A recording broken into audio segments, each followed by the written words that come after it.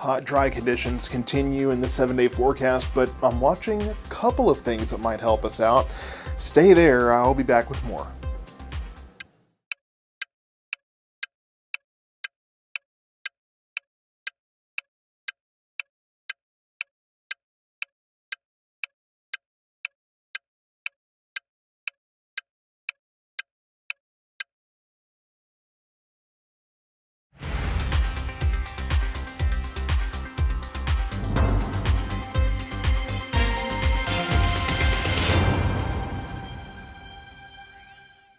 Yes, I know I said that I would be wearing t-shirts for the remainder of this heat wave, and unfortunately the change in wardrobe does not mean that there's change in weather. It just means that microphones are easier to put up with in shirts like this. But behind me you can see where the rain is. It's not really anywhere here, unfortunately. We do have a few of those showers up along the Red River here, so that's pretty much where I expect them to stay. Now, we could have a few storms as far south as Graham here, maybe over at Breckenridge there and over towards Gainesville, but I expect it to really kind of stay out there if it happens at all. But I do expect it to stay to our north and west there. I don't expect to see anything for us. And that's why we have the red flag warnings continuing here. Of course, Navarro's still not included, but that could change over the next several days.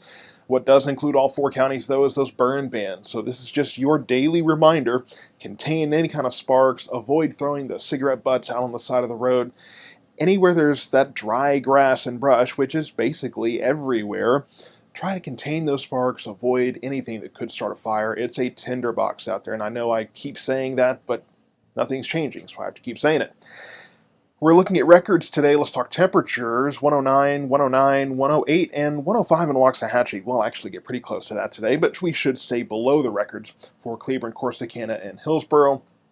Looking really mid to early last century for those, and much later, of course, in Waxahachie, where those records are later. Now, yes, normal temperature still 97 degrees. That changes on August 15th, so next week we'll actually have something a little different to talk about. Hopefully by then we have some kind of sign of relief.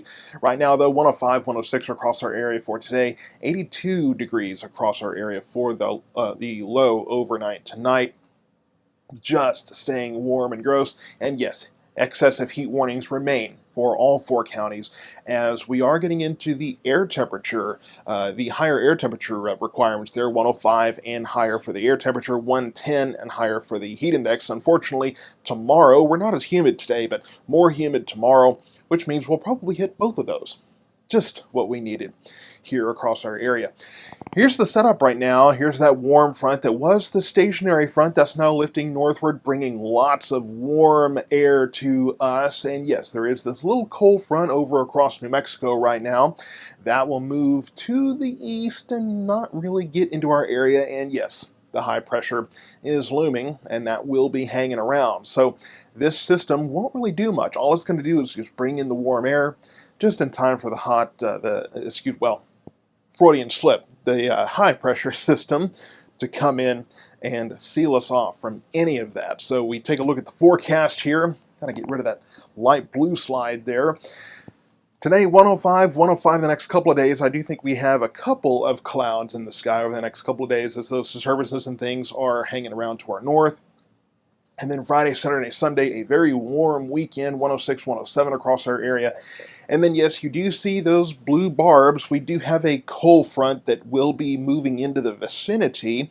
Again, I don't know if it's going to move through, but it will be moving into the vicinity Tuesday, Wednesday of next week. We'll take a look at that and watch that and see if that's going to make any kind of changes. Right now, I think we could probably bring Tuesday down a degree or two more, but I'm cautious right now. No rain chances, probably at least some clouds, but it's still far out, so I don't want to put anything up there that we won't get because, hey, let's face it, we are looking at the fact that these cold fronts that we put up with this time of year, yeah, they tend to stall out. Now, something I want to mention here, and I'll be talking more about this in this week's Weather FAQ segment that will come out on Friday.